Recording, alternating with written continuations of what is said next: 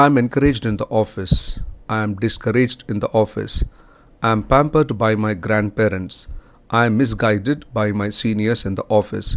I am guided by my financial advisor. In these sentences, something happens to the subject I, something is done to the subject I by someone. In these sentences, the subject I is not doing the past participle action. The past participle action is done by someone else. The subject I gets the importance, but the doer of the past participle action does not get any importance. How to make the sentences? Take the subject I, then keep the verb am followed by past participle form of the verb, which is also called ed2 form of the action verb. After that, put by plus doer, the one who does the past participle action form of the verb. By plus doer is optional but not compulsory. When to use these sentences?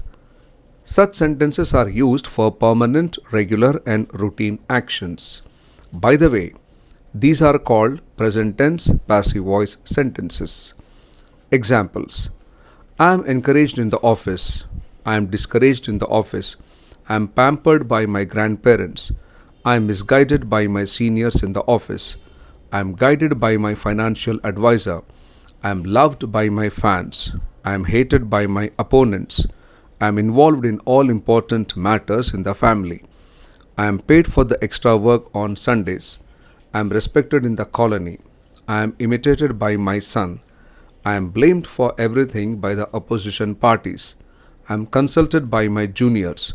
I am cautioned by parents about my driving habits. I am allowed to take 3 leaves in a month. These are the examples. How to practice? Collect large number of past participle forms of the verbs and directly make own examples. So keep making own sentences. Have a great time.